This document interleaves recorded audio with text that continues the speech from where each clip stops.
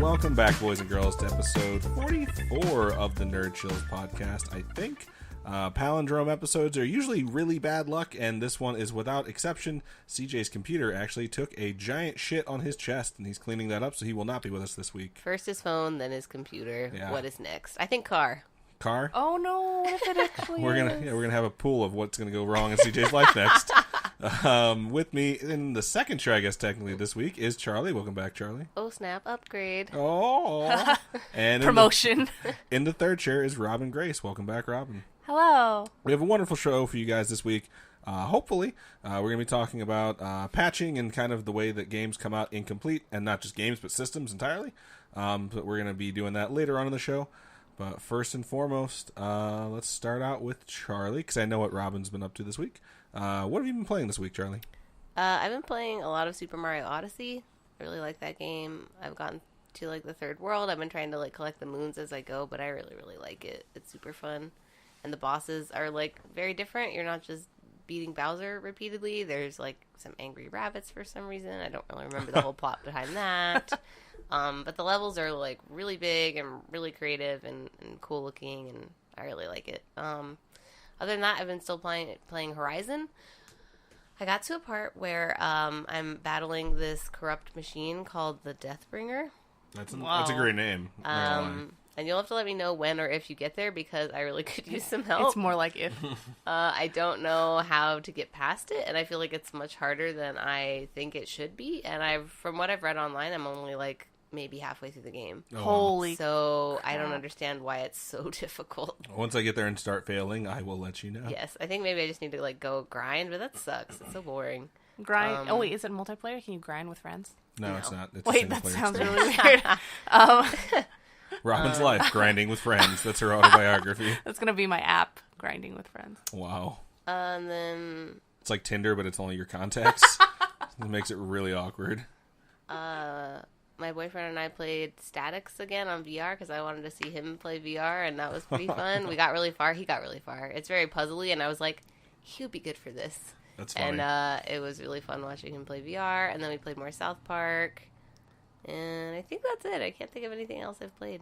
Right on. Cool. So, Robin. I just thought of something really cool. What if they made like Catherine, that puzzle game, in VR, where you like have those glove things like that the Microsoft Oculus or whatever has, where you use them to like climb the blocks, and you like use your hands to like pull the blocks forward, and that would be so cool. I'd be worried that someone would fall over. I think it'd be really cool as a game mechanic. You'd but have to sit for sure. yeah, I've seen so many videos of people doing VR where they're supposed to be climbing and they just eat shit because they fall face forward. There was a rock climbing game in Connect Sports Rivals that was kind of like that. 'Cause Really? I remember everyone talked about like how you grip. Like it was, because it was made by Microsoft, is pretty good as far as the Connect technology goes. But you had to be really careful about how you gripped, because sometimes it wouldn't think you were gripping enough to like keep hold of the rock. Connect Sports Rivals, narrated by David Tennant, the 10th I Doctor. freaking So weird. It was so it was very cool. odd. I remember What's starting in that it? game up. in his And, Scottish hard for him accent. to Accent. find work accent. then. That was very weird because we started up and I was like, is that David Tennant? And then Robin went off on her tangent. I'm like, oh my god, he is so hot. He's just so hot. And she wouldn't stop talking about it. He's and so then the hot. Connect scanned me and made me a huge fat guy. And I was like, yep, this is the worst day ever. I'm going to turn this game off. But cool. That said, Robin, what have you been playing lately, like this past week? Fallout Shelter, like usual, and some Pokemon Go. I haven't really played anything. Overwatch. I played a bunch of Overwatch until the season ended, and then we went to BlizzCon. Did you get any Halloween skins for the Overwatch? I got a bunch of Halloween skins. I got the Mercy one, and I think I've got a few others. I don't think I got the Reaper one. That's the one I really wanted, but I'm just going to buy it. But I did get a few. I just wish I remembered. We've been at BlizzCon so long, looking at so many skins, I don't quite remember. You know what I mean? Yeah, no, it's been a whirlwind of a week, that's for sure. So, yeah. Right on. I played some Overwatch with you this past week, and that's really about it. I fired up some Fortnite and played around with that a little bit. I came in top 10 like every game, but I still haven't won one yet. I get second sometimes, and I'm just like, God damn it! But that's about as close as I get. I've just been saving the money for BlizzCon, so I didn't pick up Super Mario Odyssey or Assassin's Creed Origins. However, I do intend to pick up Origins here in the near future, very near future, because I think it looks amazing. I've heard really good things about it, and on top of that, You haven't really played the Xbox other One ones. X. I played every Assassin's Creed up through 3. Enhanced. But I have not played 4. I have them. I have 4, Unity and Syndicate, all just sort of waiting in the wings. But like you said, I haven't played them. But this one has me really fucking hyped because it is a change to the format that did get a little boring, and it's an RPG, which is ironic because I've heard that the worst thing about the game is you do have to grind. Because you will get quests that are like, you're too low level for this, like go do side missions. And I'm like, I love being forced to do side missions because in games I wind up You end up doing them anyways. Yeah, And then I wind up going back to the main quest, and it's like, oh, it's grayed out, and it's like not going to give me any experience. I think that's fun. I think that's nice because so many games, like I was just talking to someone at work about this, how people will come in and say, like, I beat Skyrim in like a day. It's like, no, you didn't beat Skyrim. You beat the main quest and just like blew through it. So it's kind of funny that they can't do that, and they're kind of forcing people to enjoy the game more. But hopefully, people will like that. Yeah. I mean, it's a topic that we'll bring up a little bit later, but the reviews are mostly positive if they're real. But yeah, that's about it for me for what I've been playing. I forgot to say that I've been playing Animal Crossing. Oh yeah, I came out. I forgot about that. I obtained. Would you like to do a review for Animal Crossing so far? Yeah, sure. I obtained a iPad from my sister, and I pretended to be Australian and set up an account. And I've been playing Animal Crossing, and it's really good so far. It's a lot like regular Animal Crossing, except for I haven't gotten so far into the upgrades for my tent and my camper and stuff. So that's when I'm sure I'll end up owing a fuckload of money, and I'll break out my Forever Alone t-shirt. Oh no! That's so funny. And yeah, it's a lot of working for the animals. Like, you have to fulfill requests, and they all have different requests, and then they move and change locations, and you have new requests for them, and then you have daily things that you do. So it's a lot of collecting and a lot of talking to animals, but at the same time, it's got more of a purpose. Like, you do things with more purpose than you did before, because before it was all about filling the museum, like in the regular games. So that's kind of nice. Yeah. But I like it so far. It's fun. It's pretty addicting. Is it like a big map like the other Animal Crossings? That, like how you're saying they move locations? Like, so you have your campsite, and then there's like 7 like off-site areas that you go to, kind of like their campsites, but they're not connected directly to yours. Okay. Luckily it loads really fast. Otherwise that would be a nightmare. The power of mobile. But yeah, it's like you go off of your campsite to theirs, and there's a little space there, and each campsite has like kind of a location theme to it. Like, one of them is all bug themed, so that's where you collect most of your bugs. One of them's all fish themed, that's where you can get most of your fish, and like different stuff like that. And then different areas have different fruit, and the fruit that grows changes as well. So far I like it. That's really neat. That's just so cool to have. It's kind of like having a whole nother new Animal Crossing game. It definitely is. It's just kind of weird because that's not just like a pocket game. It's like a real, legit, like. Yeah. That's really cool. I just want to, like, in Animal Crossing New Leaf, the end game was kind of like maxing out your town, you know, and getting to the point where you'd get like new people wandering around. So I'm not sure what the end game would be. Like, I feel like long term, maybe it'll be hard to keep going. Yeah. Depending on where it goes, but it's still really, really new. So we'll see how it builds out. That's pretty cool. Right on. You bring up mobile, and I realize I actually downloaded a mobile game myself, and I've been playing that more than anything else this week.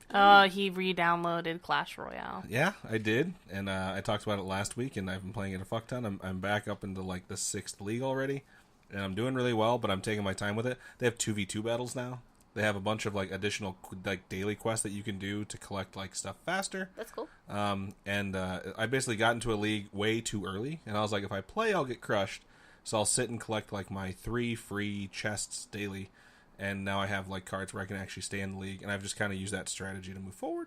And it's just been relegated to like the amount of times that I have that's like I have no other alternative but to be on my phone, like taking a poop or being in a 4-hour car ride. So yeah, but as far as what we've been watching, we'll start again with Charlie, because Robin and I have very similar things of what we've been watching. I started watching the first season of Stranger Things again, because we watched some of the second season, but boyfriend has not seen first season yet. During the second season part that we all watched, he was like, "So what happened to 11?" And I was like, "Oh my god, I'm not going to tell you. Like, we're gonna have to watch it." Oh my goodness.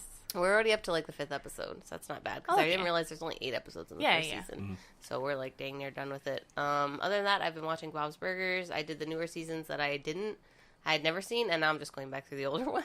That's awesome. And that's pretty much it. I listened to the new Adventure Zone. That's kind of building out. It sounds like it's the beginning of the arc, so it's like a little bit slow. Yeah, the first couple episodes were like, meh, but this last one wasn't too bad. It's starting to grow and build a little bit, and that's kind of how the first one was for me, so I'm like, maybe it won't be terrible. Are they doing new characters? They're doing, like, mini arcs in between their main story. Yeah. It's like they're trying new stuff out, and the dad, Clint, is the DM this time, and it's safe to say that it's the first time he's ever DM'd on that system in particular, because they're using the Fate system, which is... I think just 2d6s, and then you get like negatives and positives depending on the abilities. So it's a lot more simple. Yeah, it's super simplified, and it gives you more freedom on like how you have influence over the things that happen. So the DM isn't like so godlike. You can kind of, if you get a success or however they measure it, you can kind of decide how things go, which is cool. So I mean, he's not as good as Griffin. Yeah. And I don't Griffin was pretty green starting out, too. Yeah, that's what I'm saying. Like, I'm trying to remember back to the initial episodes. Like, yeah, it wasn't great starting out, I remember. So I think he'll get into it more and it'll be better. But it's already gotten better. Yeah, I agree. Whenever I see it, I'm like, Adventure Zone? Like, I forgot that those new ones come out because I was like... when I started listening to it, it was like at 2 episodes before the finale. Yeah. And I binged it all the way where the last episode that was available to listen to, I finished listening, and then the finale downloaded on my phone like 6 minutes later. So I was like, for me, it was just like that thing that's already complete. And since it was a finale, I'm like, oh, I forgot there's new ones that come out. So, right on. Robin, what have you been watching this past week? The first Men in Black movie. We did watch that. Yeah. Do you sing the song? No. We can, but we won't. But we won't. We'll respect our audience more than that. You don't need to have your ears bleed. Do you want to just jump into BlizzCon? Yeah, we can totally just jump into BlizzCon because that's really all we watched. Yeah, I mean, we finished Stranger Things Season 2. Yeah. Oh, you did? Yeah, It's... I had read so much online where it's like... First of all, everyone's complaining about Season 2, Episode 7. Mm-hmm. And it's like, yeah, it's not a great episode, but it's like, I thought something horrible would happen or irreparably damage the show or change a character, and it's just not the case. It's like, oh, it's just not a good episode. It's not even that it's not a good episode. I loved it. And people were saying, like, oh, this is just, it's not as strong of a season. It's not a good season. It doesn't have a good ending. And I'm like, okay. And then, like, we watched it, and I'm like, that was fucking great. Like, I really liked that season. I would watch it again before I'd watch the first season again. I would use that Rick gif, like, of him being like, you can take your opinion and shove it way up your butthole.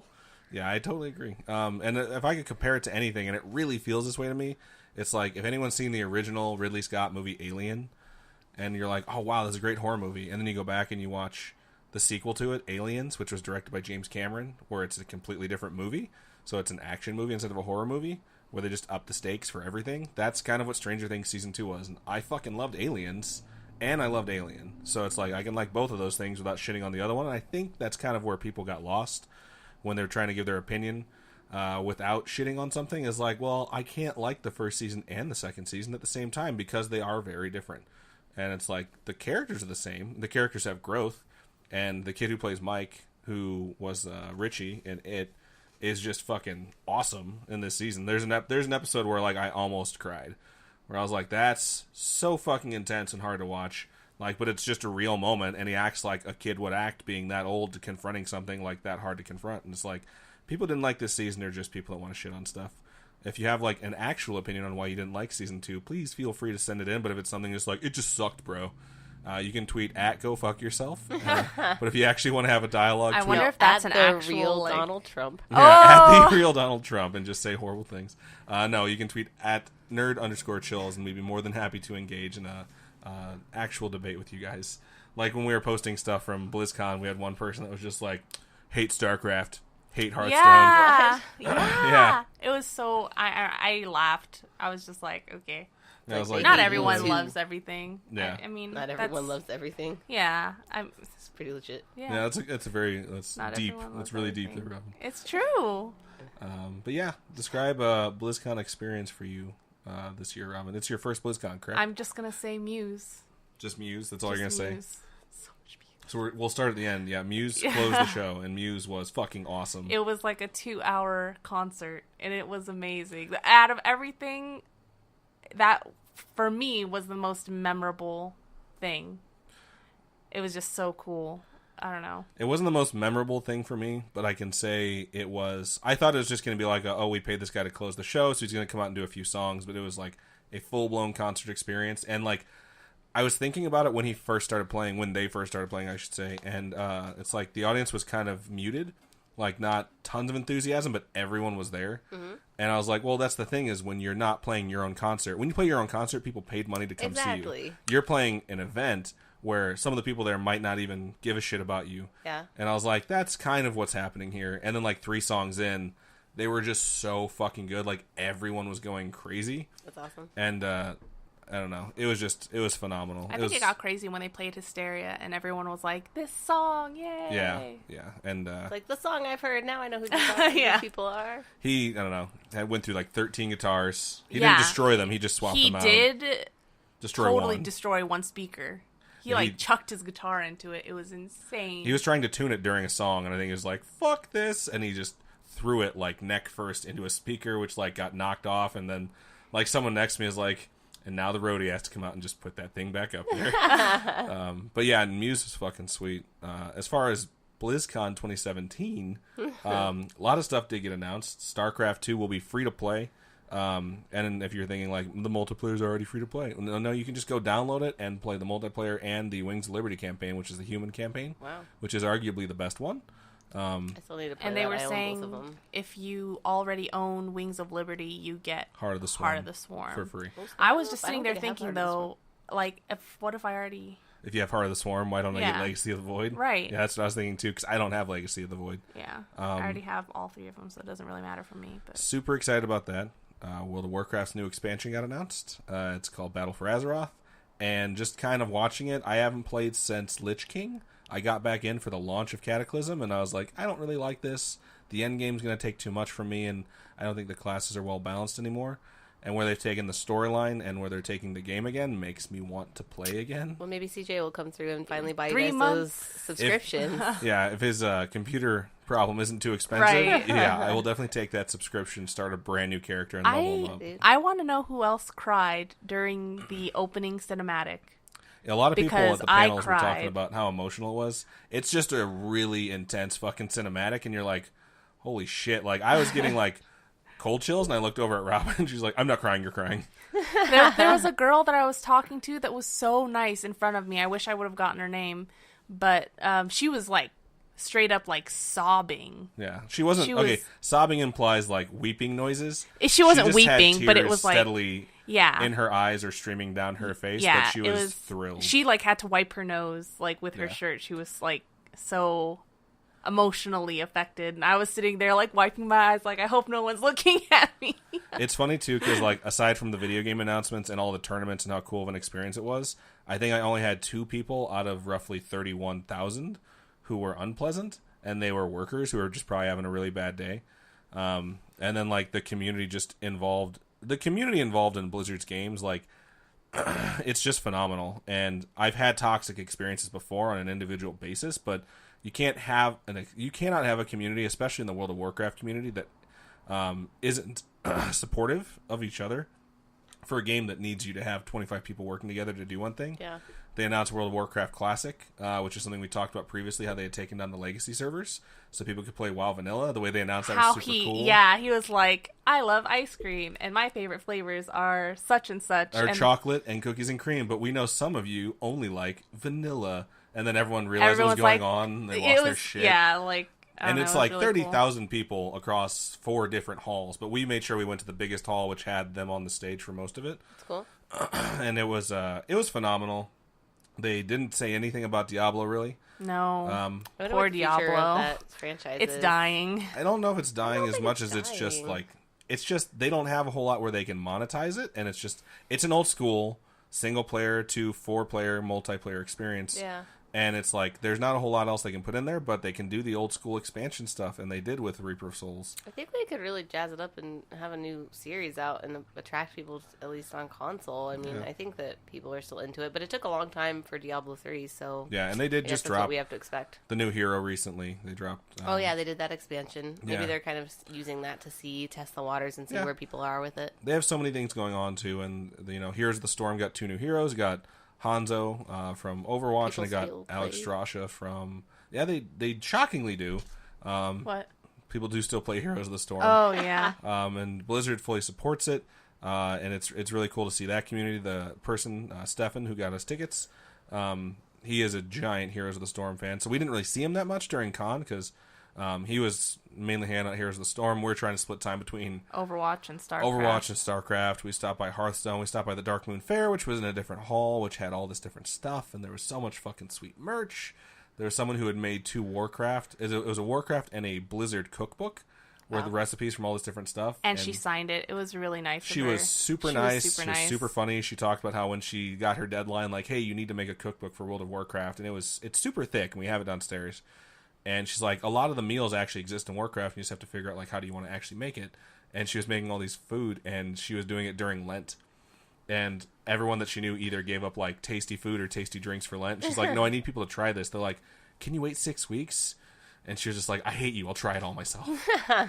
So she was super cool. It was an amazing experience to go. The Overwatch arena they built out was like a professional arena. They announced all the details on the Overwatch League, which is it's basically if you could take a video game and turn it into an actual professional sport, not just like, oh, it's an esport. They are like, we have 6 divisions. We built out an arena where people are going to compete. We have 12 teams all over the world with like owners and sponsors. It's crazy how big that's gotten. Yeah, and New York already bought 2 of the best players in That the world won the World from South Korea Championships. that won the World Championship at BlizzCon 2017 that will be on the New York team instead of the South Korea team. I just thought it was so funny that Flower was like the MVP, and he was like Best player in the world. And they were like, he can't be on one of the league teams yet because he's only 17. Yeah, they're like, we'll So see you next year, bro. Yeah, it was like, what They the have heck? development leagues. They have so much going into it, and it's like I've talked about the way that you can build out an esport league and sustain it by having things like teams be regionally sponsored because before they didn't really have that. They kind of did where it's like, yeah, we're Team Liquid or we're Team South Korea, but South Korea has like a bunch of them. Like kind of what drives professional sports is the fact like I grew up right next to Chicago. So I root for all the Chicago teams. I feel like Team Liquid's just the one everyone knows, though. Yeah. Yeah, and it's something where it's like common. Yeah. that regional aspect of it will bring in the casual fan, and for a game like Overwatch, which is really easy to pick up and watch, it makes sense.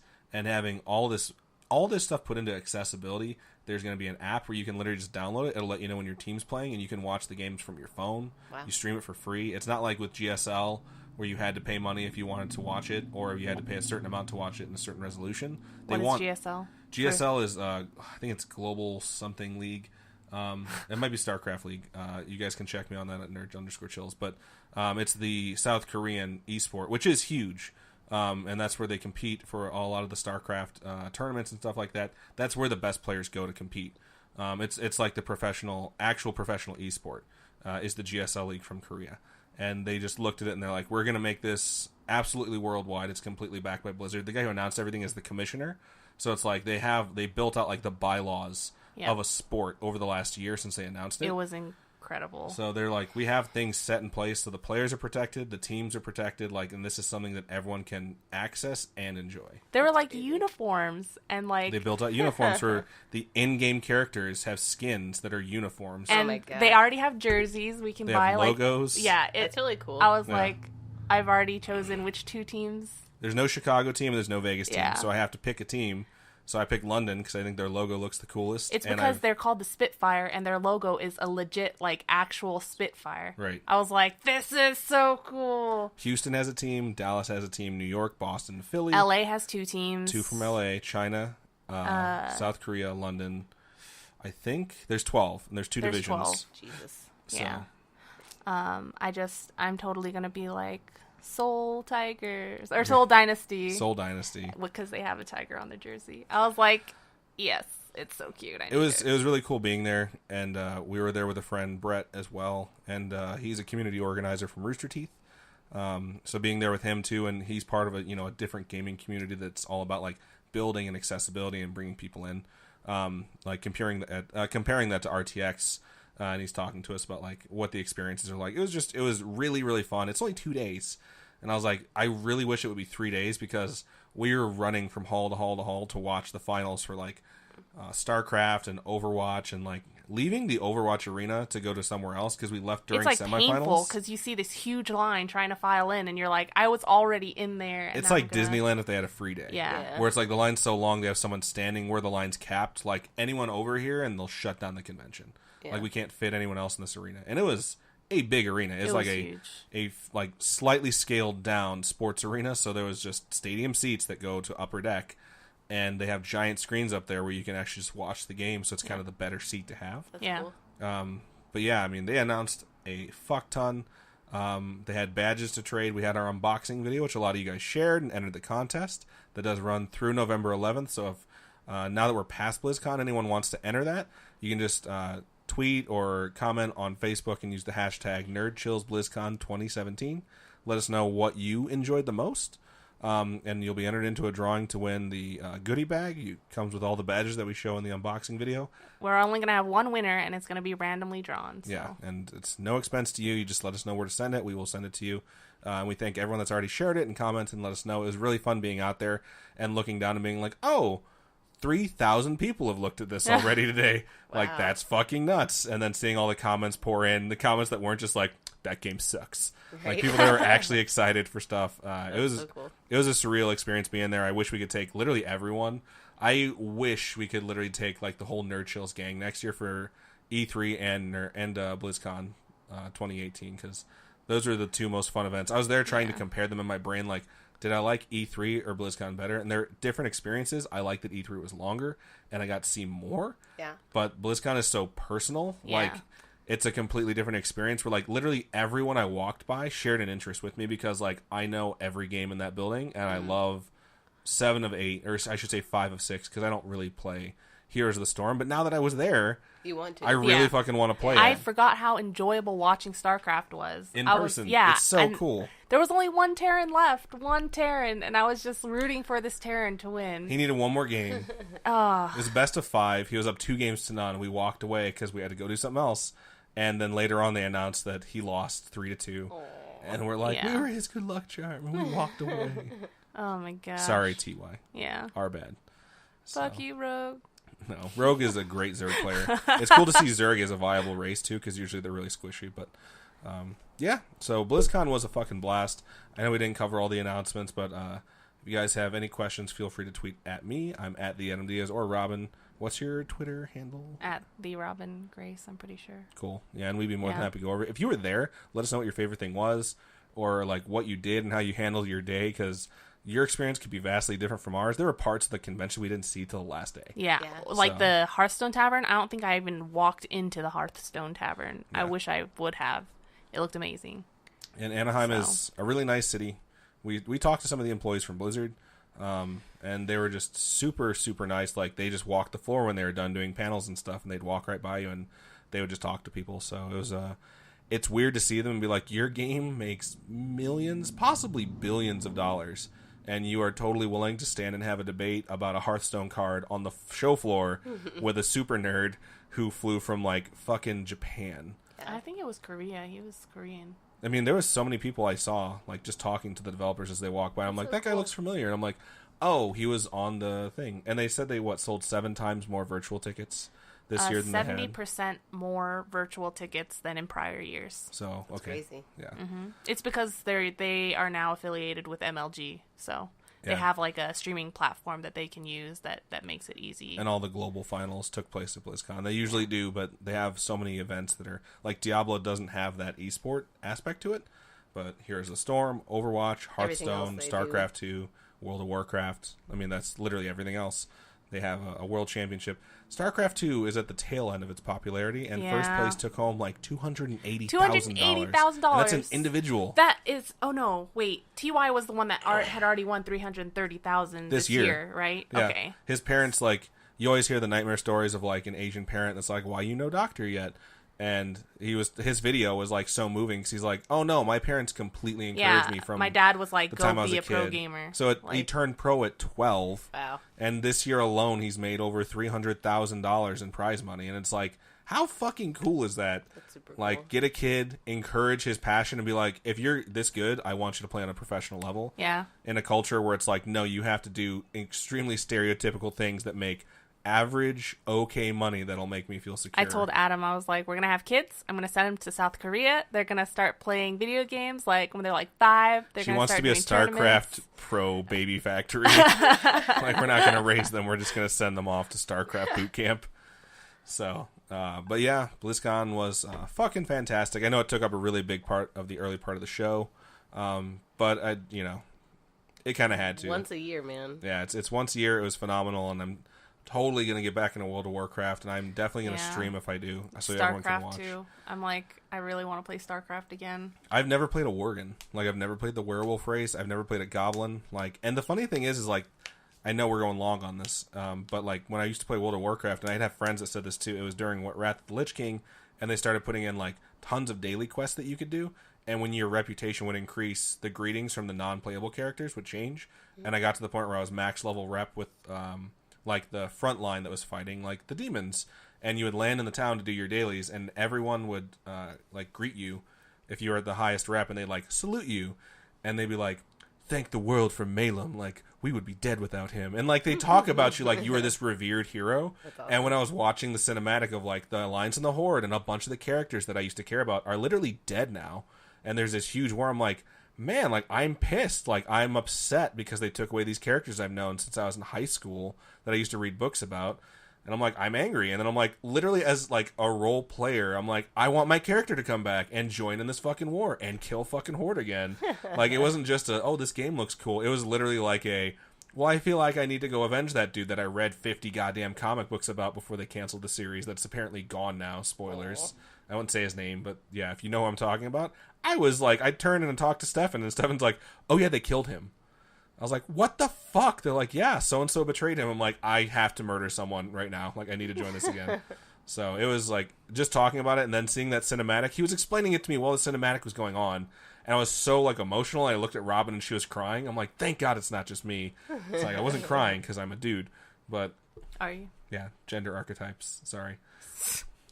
But yeah, I had Sexist bullshit. I just had something in my eye for like 2 minutes. So we walked by the demo area for the World of Warcraft, and they were showing the cinematic again.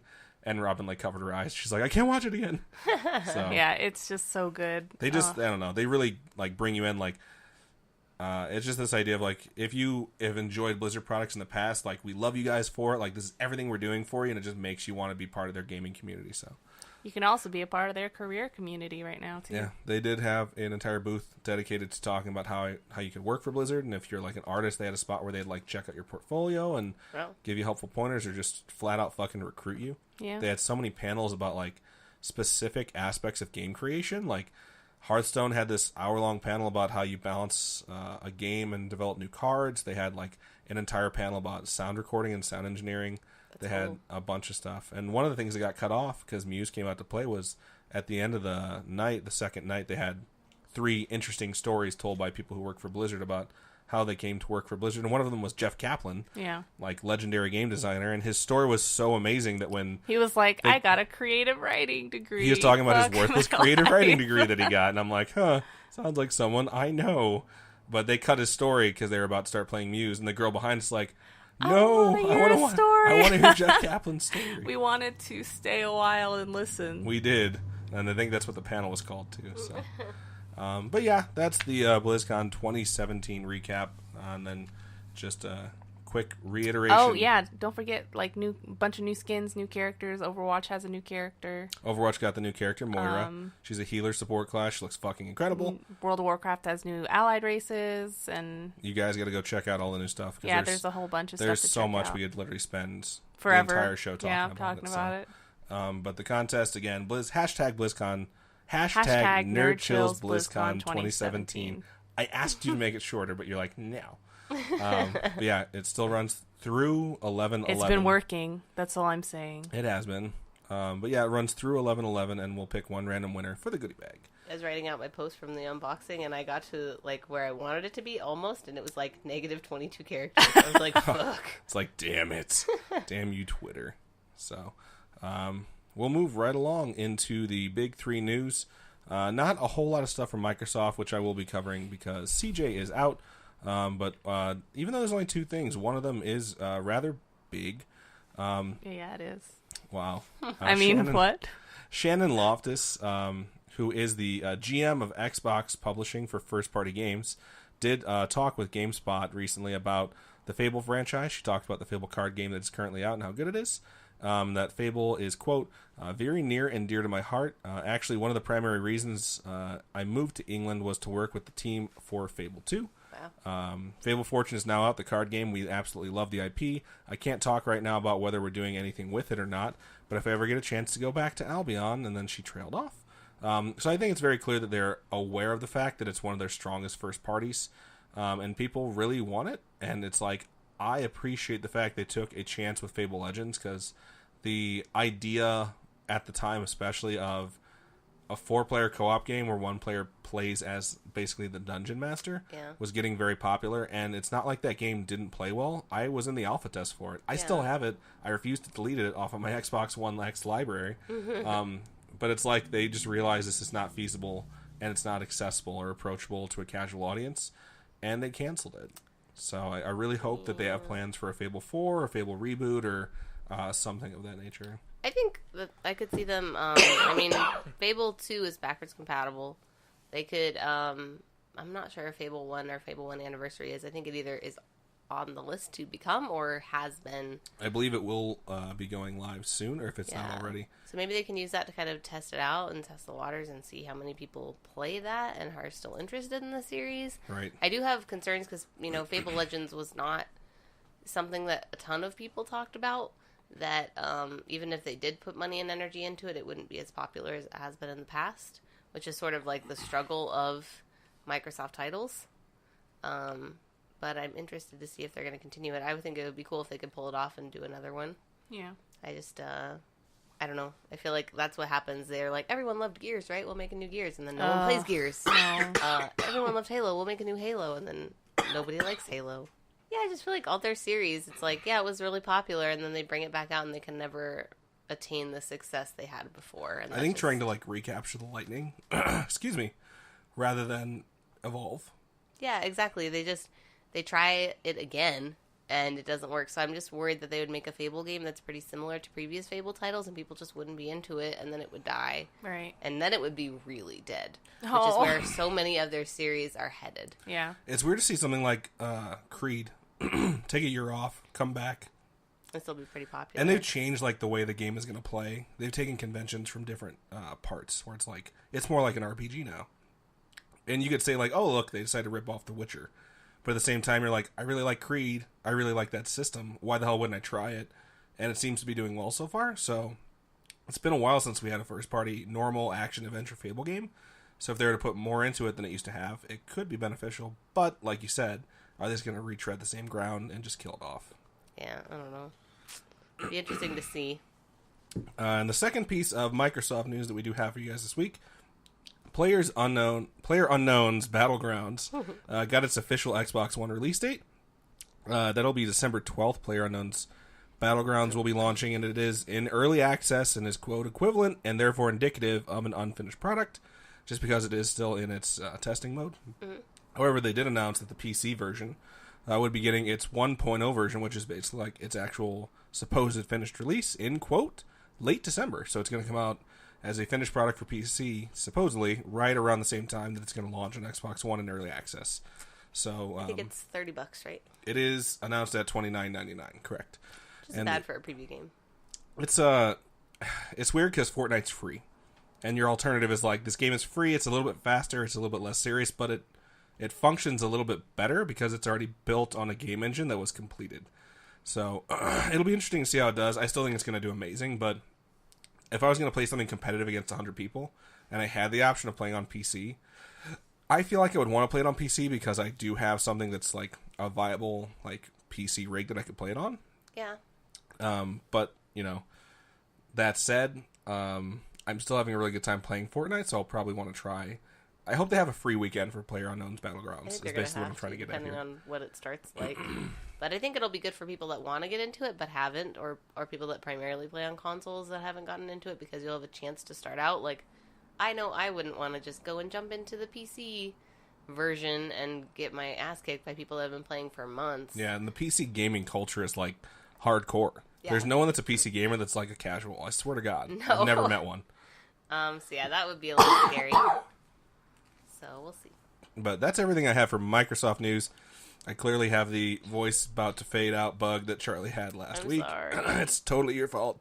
So, Charlie, this is the perfect time to take over for Sony News. Yes. So, first of all, I'm going to go over all the stuff they talked about in the Paris...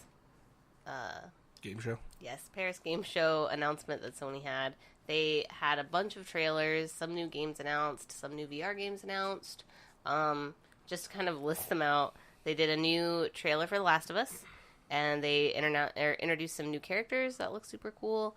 They did a new trailer for Spider-Man, which was just more in depth, and it showed more of the story off. That still looks great. Mary Jane is playable at some point in the game, too. That's crazy. Yep. They announced a new game by Sucker Punch called Ghosts of Tsushima. It looks like it takes place during like feudal era Japan, and it looks beautiful. It's just very different than anything Sucker Punch has done before. I've heard IGN has a markup on the exact era it takes place in, because they've been so dedicated to like the differences in the eras in Japan, and they're very specific. And there's someone at IGN who like apparently knows like everything about Japanese history. Jeez. And he's like, oh, you can tell by this, this, and this that it's exactly this time period. And the game developer's like, we really appreciate that someone out there noticed that. I was going to say, imagine the people that make that are like, wow, like this person really cares. Right, that's really cool. So, they did another God of War trailer, which just went more into depth with the character of Kratos. I don't know if they've announced a different name for the main character. It's still Kratos, yeah. It's just very different because it's more of a real character. He's not just... He has a son that he's also like trying to protect and teach while he's going through this adventure. Yeah, so it looks a lot more in depth than the previous God of Wars. They did a new Star Wars Battlefront trailer. They did another Call of Duty trailer for the I can't remember the name of that map, but there's a map that you get like for free to start with. It's like Karatan, I think. Sounds right. I'm not going to question you on it. They did another Detroit Becomes Human trailer. They showed off Shadow of Colossus again, which still looks amazing. It's funny because like I've never played it, and I've used it in papers throughout college to defend video game as art, which is awesome now because I wouldn't even need to write that paper in this day and age because it's like kind of widely considered an art because of games like that. And then I read this article from Marty Sleever from IGN who loves Shadow of the Colossus, and he got to play it for like 3 hours. Yeah. And it's just like the first half is like, this game is fucking amazing. And then it's like, also, the worst controls in a video game ever that I've had to struggle through were for Shadow of the Colossus, and they left it the exact fucking same.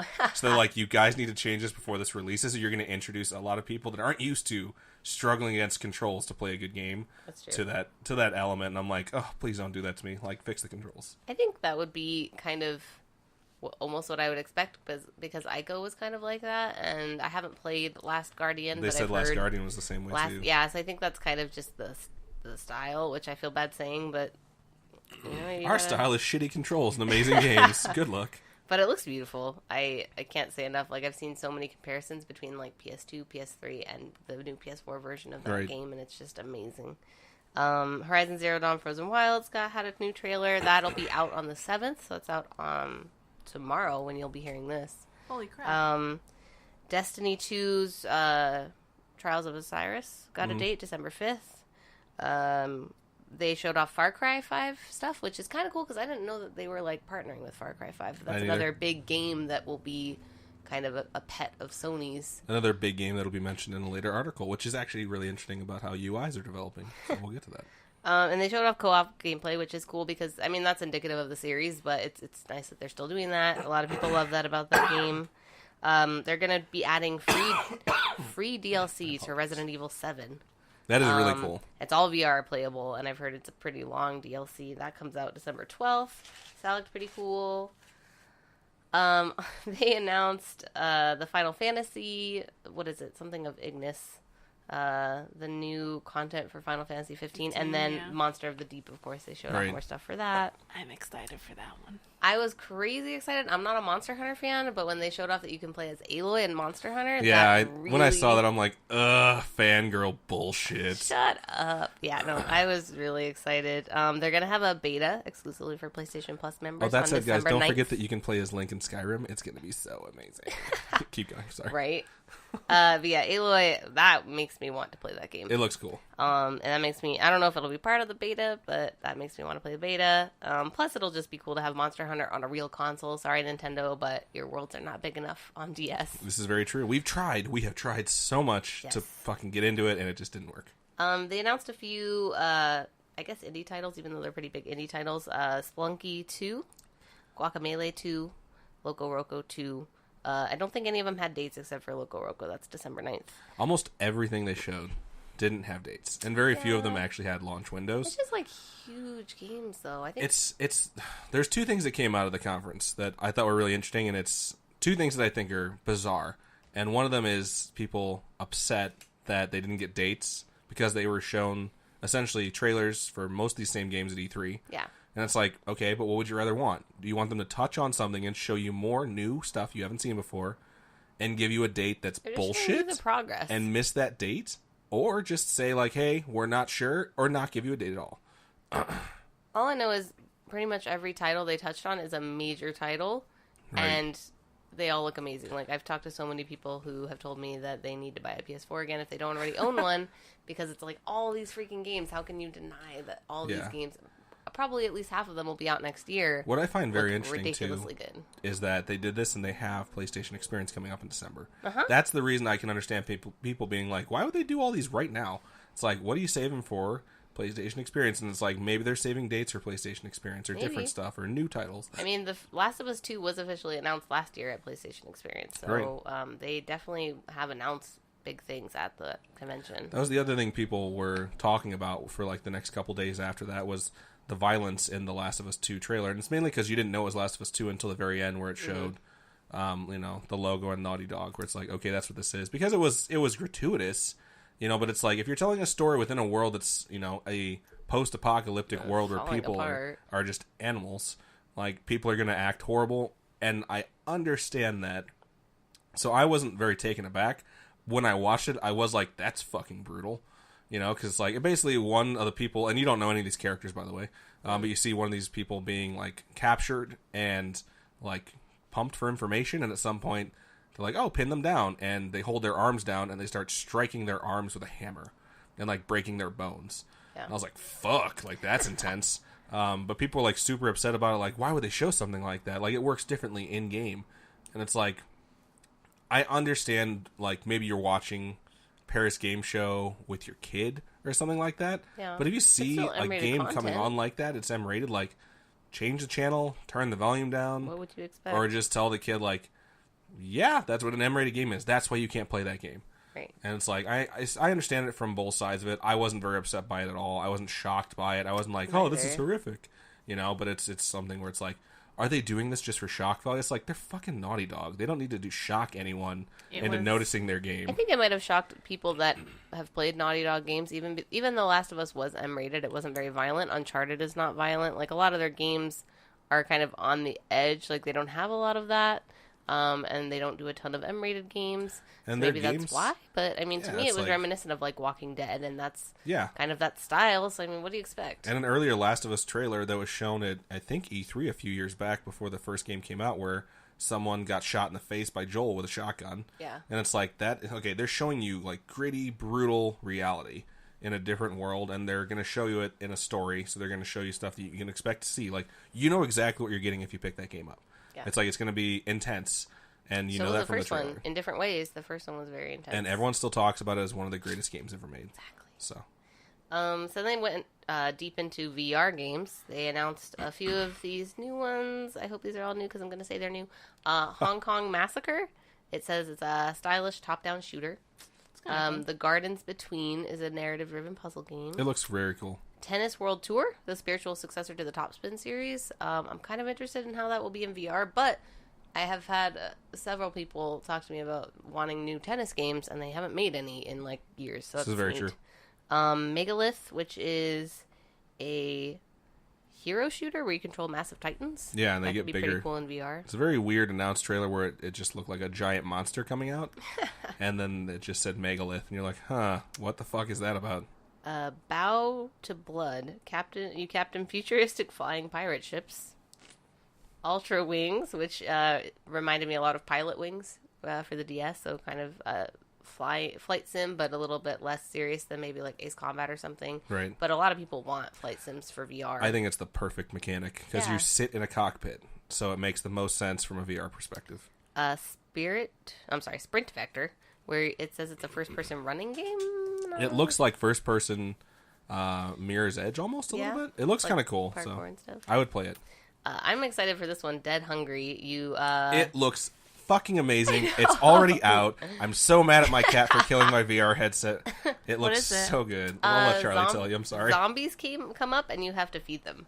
You have to make food. For zombies. Oh my god, It's that like sounds so VR cute. overcooked with zombies. I know. So I'm excited for that. Stifled, it's a horror game where you have to make noise to light the world around you, which is pitch black, and that sounds kind of cool. And terrifying. Probably. League of War, a tabletop war sim. Invector, which is a rhythm game. I don't know how to pronounce this one, so it's O-U-R-E, or? They had a debate during the show about how you'd pronounce it. And there's like an official pronunciation. I don't know what it is. You play a child that can become a dragon. That's very interesting. So it's like a documentary. Right. Erica, which is a game where you make decisions for that character through the narrative, and that uses PlayLink, so that implies that people could help you make decisions, or you could do it as a group, which I think is amazing, because that's something that I've always thought was cool about like Telltale games, where you can have someone help you make decisions. To watch. Yeah, and then see how your decisions play out, and then see what other people chose at the end. Like, I love those percentages they give you at the end of Telltale games. It's like, this is how fucked up you are. It's like 19% of people did that horrible thing you did. Catherine does that too. And the last one is Blood and Truth, which is from the makers of the London Heist, which is that game that you played in PlayStation VR Worlds. That game sucks if you're using the joystick. If you're using the Move controllers, that game is awesome. Yeah, I thought it was pretty fun. I don't know that I would play a whole game dedicated to that, but I thought it was interesting nonetheless. My next bit of Sony news is about how Sony is doing financially. Quarter 3 ended. They announced their quarter 3 results, financial results, earnings. Yeah, that would probably be the best word for it. They saw an operational revenue rise, and this is for Sony's gaming and network services alone, of 35.4% year over year. Wow. So it is still growing. And then they talked about how VR had sold 1 million units, and it is the second largest VR headset out there by market share. That's impressive. They are damn near cornering the market in VR, and they're still doing really, really well. So that's great to hear. Kind of insane, because we talk so much about how Switch is outselling PlayStation, but PlayStation is still doing very, very well. Yeah, So which is good. And of course, we've talked a lot about VR, but I'm glad that they're committing to that, and it seems like it's the right move for them. The next bit of news is about how you can use your trophies now to buy games. Oh, shit. I think that's freaking awesome. For all you trophy whores out there. Some people might already know that there is a Sony Rewards program that allows you to buy movies and do different other activities, or I should say rent movies. But now they're turning that into games. It is kind of ridiculous, but it is free. So if you have 100 silver trophies, you get 100 points. 25 gold trophies gets you 250 points. 10 platinum trophies gets you 1,000 points. 1,000 points is enough to get you $10 worth of PlayStation Store credit. And they don't include bronze trophies, which is cool, because that's what you get Bronze just for like garbage. wandering in. You know, Right. it's like, you started the game, congrats. So it's kind of a lot. It reminds me of a lot of free rewards programs out there where you need like 1 million points. So like, spend $1 million and you get a $10 gift card. But Right. it's still free. I mean, it's still free essentially for you to play the game. They don't make you buy it off the PSN. Like, you're just playing a game you got for your PlayStation. I think it really encourages developers to actually give a shit about the trophy system now on PlayStation, because like I listen to a lot of Kind of Funny, and like Greg and Colin back in the day, like when they had PS I Love You, and back in the day when they were on Podcast Beyond, used to talk about like a lot of game developers don't put like good trophies in their games. They don't make sense, or they won't even give you a platinum trophy to get. And now it's like you're basically, if you don't give someone a platinum trophy in the game that you're developing for PlayStation, you're taking money out of their fucking pockets. It's like that's a possibility if you have a short game that someone can platinum relatively fast. Like they will want to buy your game more for that. Yeah, dude. It's like a short experience, like a Firewatch or something along those lines. Like you will want a short indie game to get yourself a platinum for it. And I think it's cool because people have talked for a long, long time about wanting to use their Microsoft points, their gamer score, right, for things, and Sony is doing that. So I think that's really neat. And there are other ways to earn points, evidently. I don't know exactly what those are, but there are other ways. So if you're really interested in this program, explore it. Maybe if you earn one free game a year, it's still one free game. Yeah, that's one free game they weren't going to give you before they announced this. Yeah, so I think it's super cool. And then my last article is about the November PS Plus games. They are offering, I know one of them is Until Dawn. Let me get this to load. That's what she said. So, on PS4, you will have Worms Battlegrounds and a platformer called Bound. They will both be free starting November 7th. And then they are celebrating the anniversary of PlayStation VR by giving you Until Dawn Rush of Blood for free. I've heard good things about the game. And that's actually going to be free through January 2nd, which I think is super smart because probably a bunch of people are going to get VR for free. Yeah. Or for Christmas. Duh. From Santa for free. During November, PS3 owners get R-Type Dimensions, Ragdoll Kung Fu Fist of Plastic. That sounds amazing. And then Vita owners get Broken Sword 5, The Serpent's Curse, and Dungeon Punks. Dungeon Punks. Yeah. So yeah, that's that. Runs through November 7th, so Tuesday, until December 5th. Right on. And I don't know. I know a lot of people that like Worms. I've never played it. I haven't either. But you're going to get it, so there you go. Anyways, what's going on in the world of Nintendo? We do have some news in the world of Nintendo. It's kind of just touching base, nothing too in-depth. The first article I have is regarding Super Mario Odyssey. It is selling even faster than Zelda, which I think Engadget wrote this article, and it's basically like, oh my god, like, can you believe this? Well, absolutely, because the install base is so much larger than it was when Zelda first came out. Yeah, dude. Zelda continues to sell very well. However, this is super impressive. They're saying that it's exceeded around 2 million units in just 3 days, so they do break this down. Since it hit the shelves, as of the time the article was written, the game has sold at a rate of 463 copies a minute, which would mean every second they were selling 8 copies of Super Mario Odyssey. I just love the idea of Nintendo competing with Nintendo for Game of the Year. Right, and it's just so funny that they're doing it. And I think Horizon Zero Dawn definitely deserves a mention. A mention. It needs to be included in the conversation because it is a great game. Yeah. But like when you have two historically storied franchises come out and have arguably one of the, if not the best game in the series, like ever, it's really hard to not say like, okay, it's either going to be Mario or Zelda. And it's funny because a lot of the review sites work under the system where basically everyone votes on something, and if it's deadlocked, they like cancel each other out sometimes. It's weird. Yeah, it's very odd, and I wish they didn't do it that way. I think it should just be a straight up like everyone vote, and then whoever has the most wins. All I know is you need to get Odyssey so you can weigh in on this debate, Adam. I played it a little bit on your Switch, and it was fun. Yeah. I'm not a big platforming guy, but I could see myself playing it, so with a little bit of extra time and a little bit of extra money, which BlizzCon just took, I could probably get this before the end of the year and have an idea of whether or not I thought it was going to be my game of the year over Zelda by come January. So, I mean, I know it won't, but I think you'd like it. I don't think this one will, but I do think other games could possibly surpass Zelda, mainly because, like, there was no fishing in Zelda, and that is really big for me. Like, that was something I wasted a ton of time on in Ocarina of Time. Zelda, though. I thought you could, like... with bombs and arrows, not with a fishing, like, line and going to different lakes. They could do so much with it. Anyone can fish with bombs. Right? Come on. Other Mario-related news, Nintendo did state that their first mobile game, which was Super Mario Run, did get downloaded 200 million times, 90% of which came from outside Japan. However, they stated that it has not yet reached an acceptable profit point. I don't think that game is very cool. Like, I don't think it appealed to most people that like Nintendo products. I don't think so either, and it's a $10 price point. And you can download it for free insane. for the demo, but it's $10 to download. And the people I know who do like it are like, I do think it was a complete experience for $10, and I really enjoyed it. But I think it's really funny because Fire Emblem Heroes, the other game that came out, is free to play, but it basically uses like the loot box system where if you want a microtransaction to get additional cards and additional heroes, you can. That's more profitable. A lesser known franchise that just goes off the basic cell phone model of the game is free, but if you want to move things faster or pay to win, I don't know why they didn't just add in things for buying like extra lives. I mean, I think that alone would have probably made it like you have to wait or pay for extra lives. Yeah, it makes me wonder if they really wanted to commit to the phone model of doing things, especially for a franchise like like Mario. But, in the end, it probably would have been more profitable. And I don't know if they looked at the game they were creating and they're like, there's really no way to microtransaction this for profitability. But they are happy with it, and they do state that it is definitely on pace to reach the point where they think it was acceptably profitable. But Fire Emblem Heroes being in front of Super Mario is just very, very funny to me.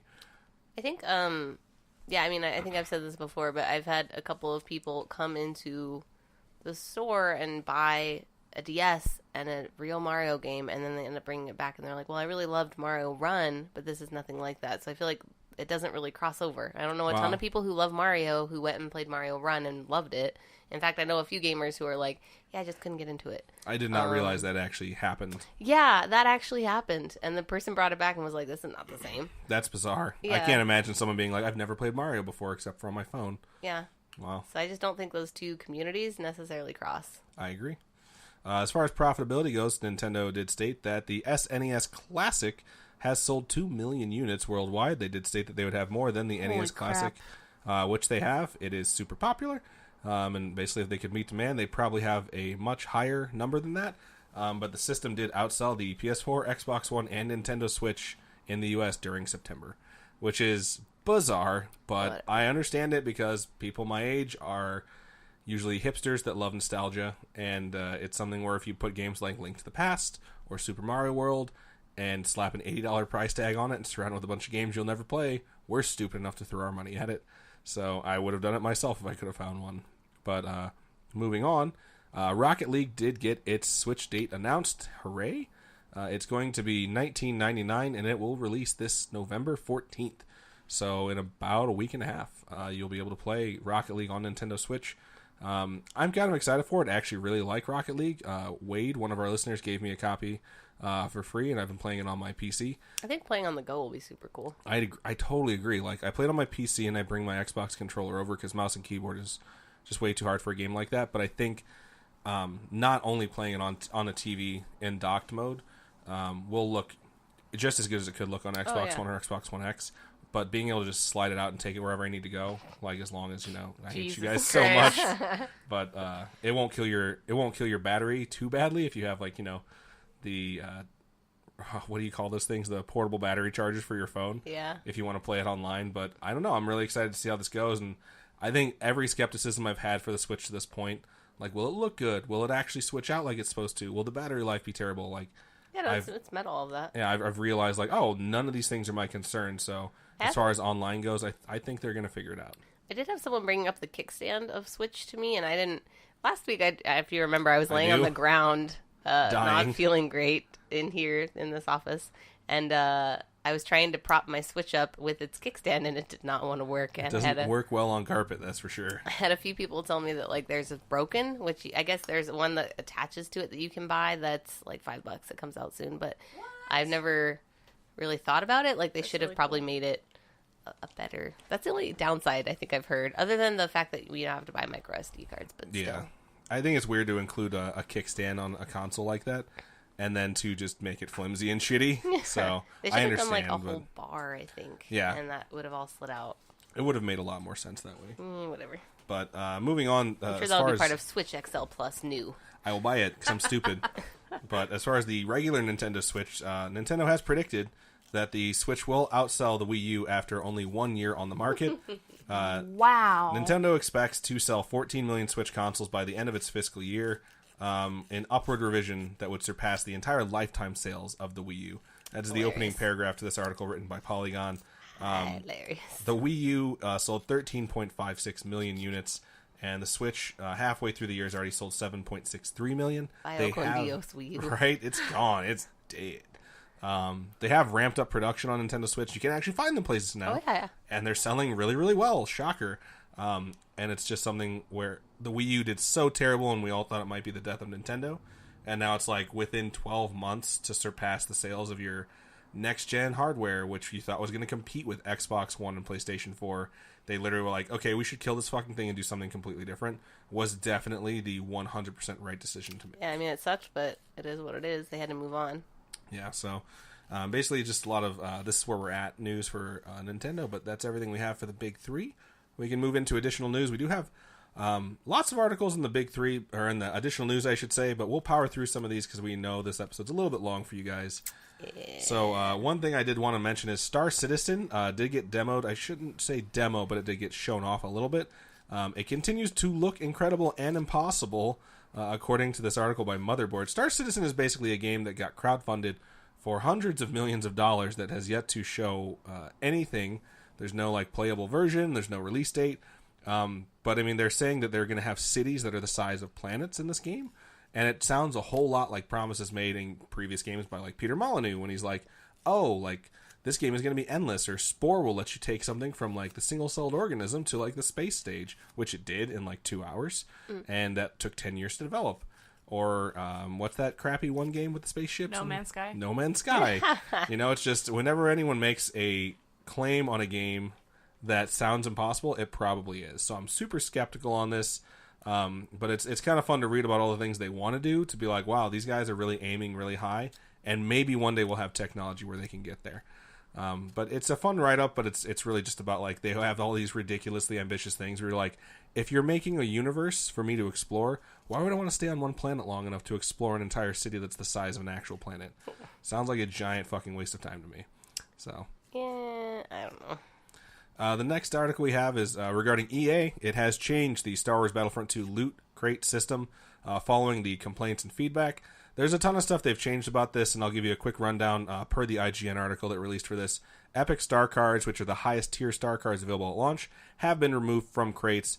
To help keep everyone on a level playing field, these Star Cards will primarily be available through crafting, with the exception of special Epic Star Cards available through pre-order, deluxe, and starter packs.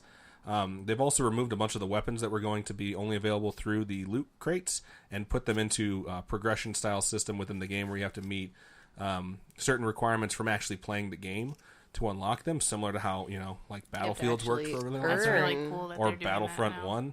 1. It's nice to hear that they've responded to the criticism about it, Yeah. because it very much felt like pay to win. They just plug on.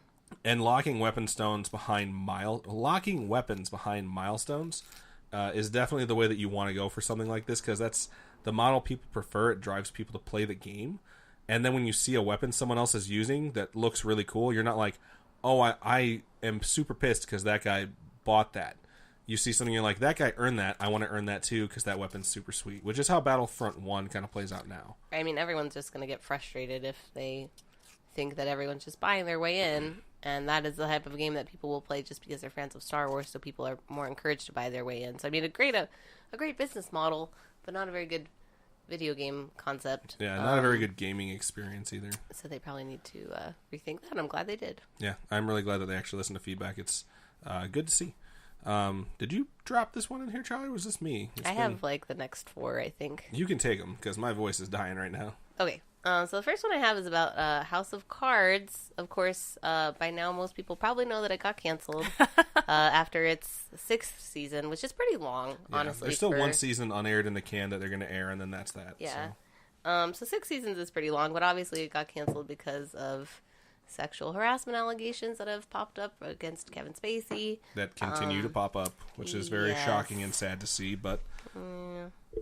So just the times right now. Yeah. But on top of that, they did announce that they have some ideas on spin-offs, which I think is kind of cool. I love political dramas, so I was kind of excited. Right, the fact they're going to keep the universe going. Yeah, one of them surrounds one of their aides in the show. They have a few different concepts that they're working on, but I think that would be cool. I'm kind of still shocked at the reaction, like the fact that they canceled one of their most popular shows without, like, blinking an eye, but it was probably something that they had talked about before. To be candid, when I saw that they canceled it right away, the first thing that came to mind was they know about this.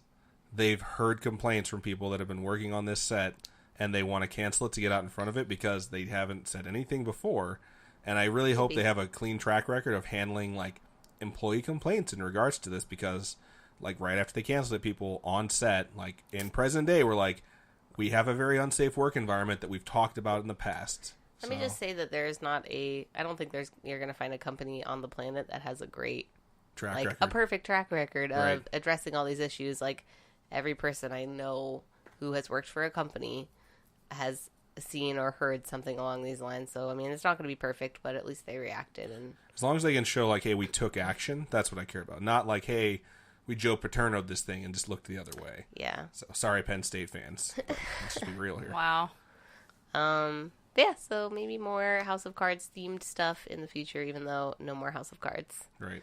The second bit of news I put in here is about minimaps. Kotaku wrote an article about minimaps finally maybe being gone, and I hadn't really thought about it a lot, but I have noticed now since I read it, I was like, yeah, you're right. There aren't a lot of minimaps in games. Right. Like they talk about Horizon Zero Dawn in here, and that is a game that I would probably enjoy a minimap for, because it seems like there are just enemies everywhere.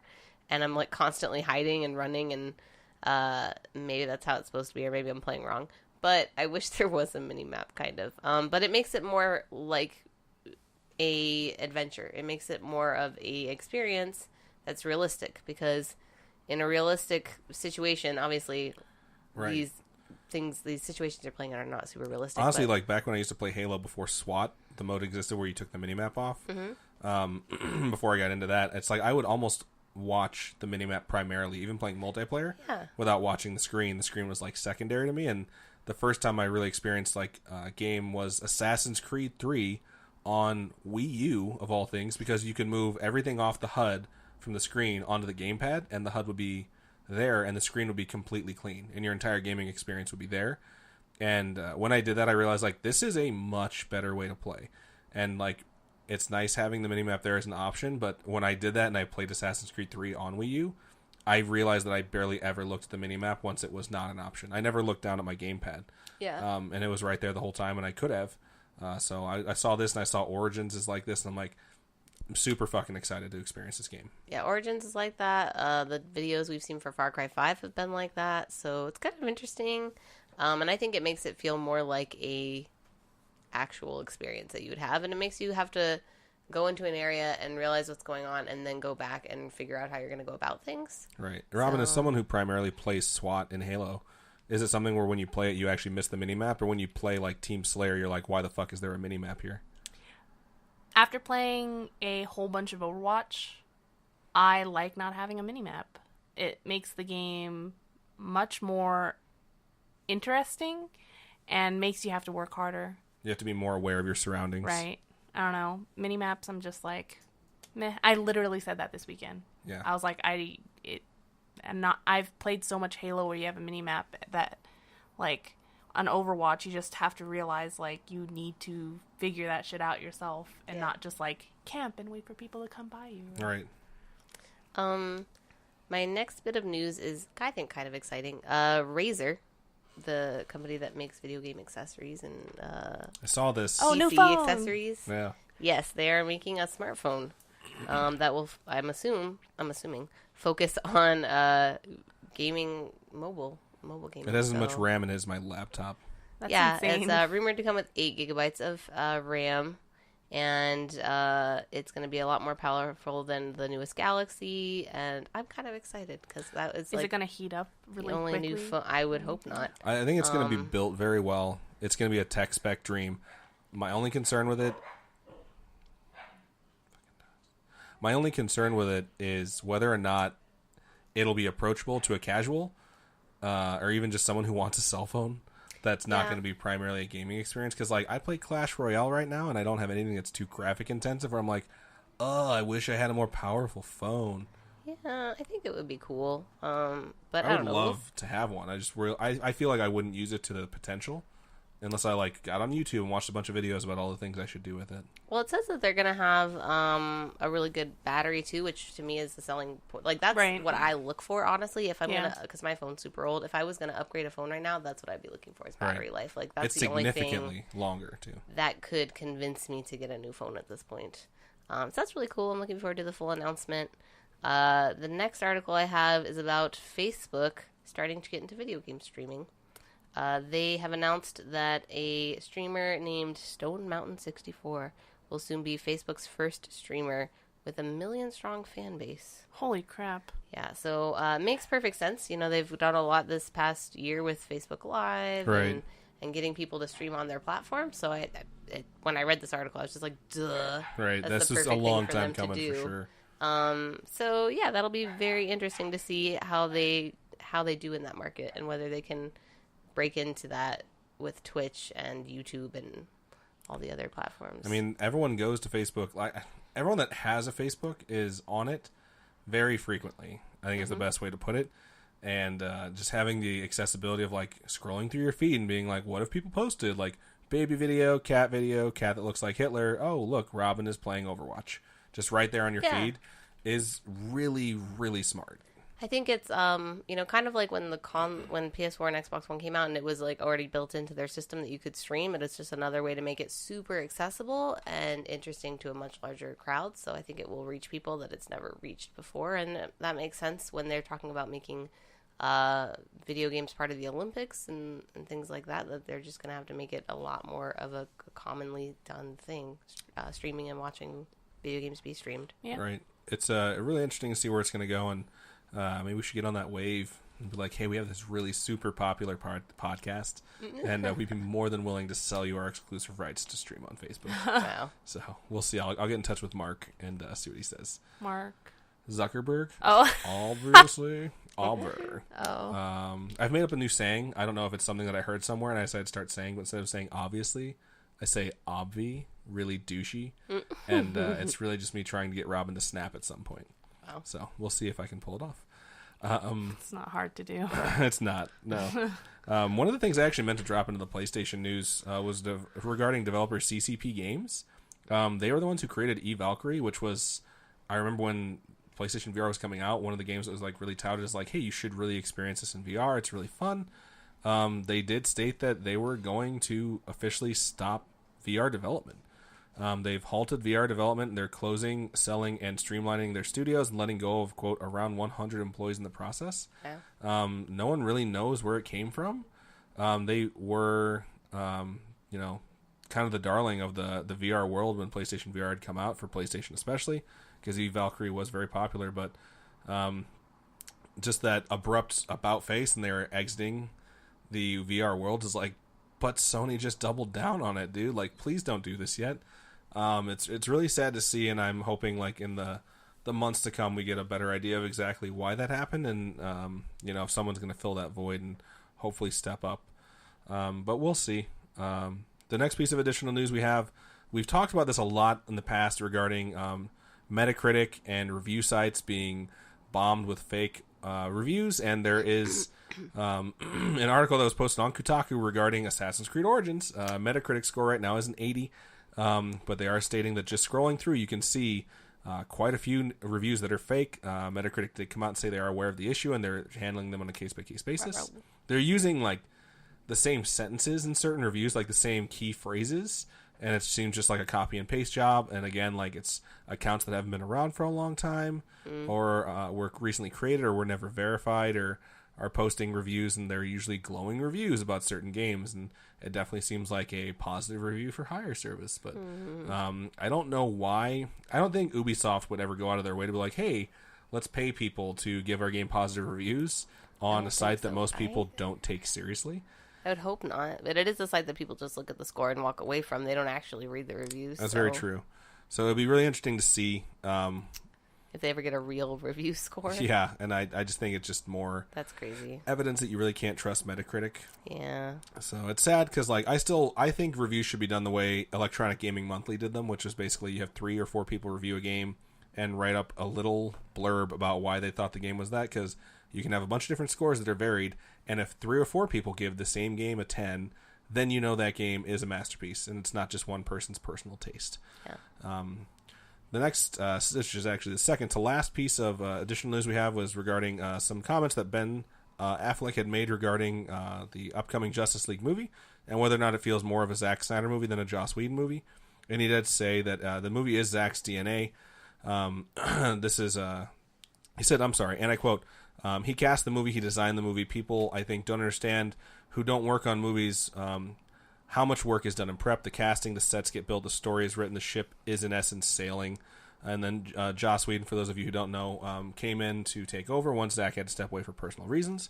And by then, most of the movie had been done. He is handling the reshoots, but it will feel more like a Zack Snyder movie. And I think it's kind of cool because I think a lot of people had questions on that.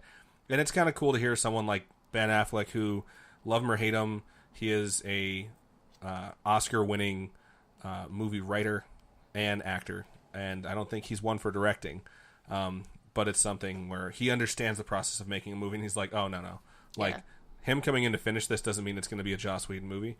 And that said, like, when I read that, I'm like, I 99% had that feeling.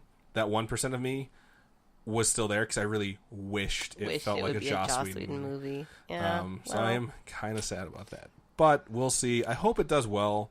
I really like that they're hiding just about everything right now for Steppenwolf, because he's a really compelling and really, really intimidating villain, and you haven't seen barely anything about him in the promotional material leading up. And I feel like he's going to show up, and they'll have some of that shock value of like, wow, this guy's a fucking badass.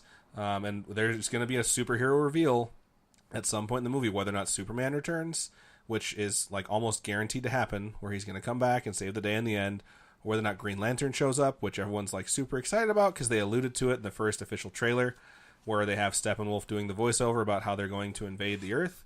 And he says, no Kryptonians, no lanterns, because lanterns are the universal protectors. So it'll be really cool to see if they show up. I don't know. I'm excited for it from a nerd perspective, but as a casual viewer, I'm like, I shouldn't be going to see this movie. It looks like garbage. But I think it could have something going for it. So we will see. I'm sure a lot of people will just casually go see it. Yeah. I don't think it's going to do as well as Suicide Squad. I think it's going to be a much better movie, though. And I don't think it'll do as well as Batman vs. Superman, but I think it's going to be a much better movie. Did Suicide Squad do well? It's like the second best DC movie behind Wonder Woman, as far as that's not saying very much. Sales of tickets, and stuff like that. With like Batman and stuff. I mean, they made a lot of money. DCEU, Extended Universe. I mean, like it made like $680 million. So I mean, that's a ton. It's crazy. And it was successful. I mean, it made money. It was profitable.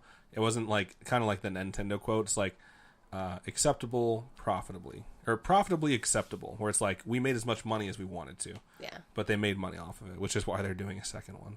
Yeah. So, and this movie's fate will largely determine what happens with the Flash movie, because the Flash movie is supposed to be Flashpoint, which is one of the most popular storylines of all time for the Flash. Aquaman's movie is done filming, so if this movie does poorly, then it'll really just be up to Aquaman to see if the DCEU keeps going. But we'll see what happens. I do apologize that we don't have a Thor Ragnarok review. We were kind of busy being at BlizzCon all weekend, guys. So we'll let you know what we think of that when we see it. The last piece of news, I think you dropped this in because I don't remember dropping it in. Yeah, I just randomly found that while I was looking. There you have announced they're making another UFC game. UFC 3 will be out next February. February 2nd. And that's pretty interesting. I think it's kind of sad because I know so many people that wanted to see them work on Fight Night again. EA now owns Fight Night and UFC, and clearly they've decided they're going to just continue to make UFC, and that's kind of disappointing because I even thought that it'd be cool if they made another Fight Night, but lo and behold, UFC continues. Yeah, I think it's reflective of the fact that there's really no famous people in the boxing world except for Pacquiao. Yeah, that's true.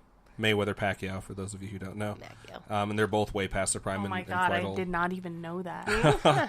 Yeah, and it's like UFC is still more popular, and that Fight Night team that originally existed, anyone who's still around at EA, is working on the UFC franchise. Yeah. They have been since it got rebooted by them. I'm kind of hoping that EA will announce another golf game, because they haven't done a golf game in a long time, but anywho. Yeah, Tiger had to go and do all that crazy shit that he did. Right. Fuck hookers and take pills and get beat up by his wife. And quit doing well competitively. It's a giant bummer. So we need him to do well so we can get a good golf game made again. Anyways, that's the news. That's the additional news. So we'll move right into the main topic, and Charlie, I'll let you take it away. Yeah, so I thought it would be kind of interesting to talk about patches this week because obviously since Xbox One and PS4 came out, patches have been a much bigger deal. Patches are part of almost every game now. And the Xbox One X, I know, is going to have patches for all of its 4K enhanced games. And a lot of people don't seem to understand what patches are, what patches do, unless they avidly play like Destiny or a game that's patched frequently. They don't really know a lot about them. Now, Charlie, correct me if I'm wrong, but patches are what I put on my shoulders when I want to look like a professor at a university, correct? Those are elbows. Elbows? You don't put patches on your shoulders. That's like if you want to look like a general or something. Yeah. You are right. Yeah, this is an elbow, not a shoulder. It's like the left-right thing, except there's no way to remember it. So. So you could do that, or patches are downloadable updates essentially to games that can fix issues, change things in games, big things, which is crazy to me still to get my head around.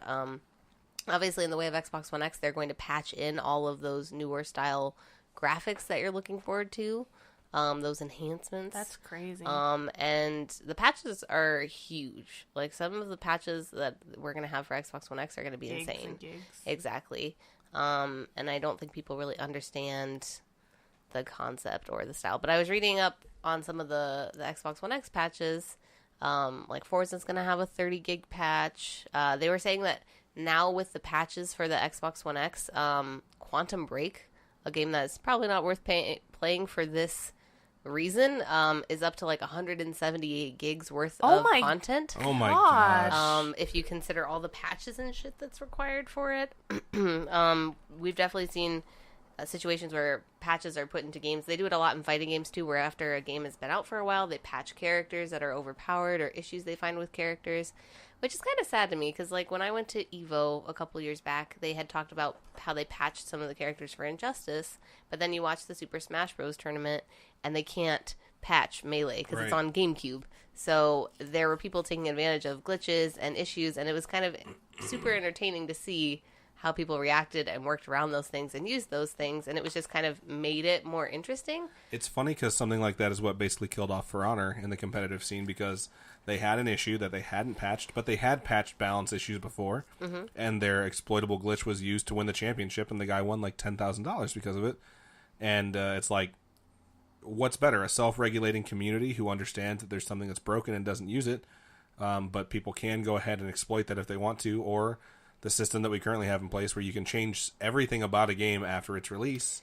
Which I don't think is fair. I think patches can be good in some ways and bad in others, and the ways that can be good are like adding in new modes, adding in new characters and content and things that people were looking for, even though they could just do that via DLC, I guess.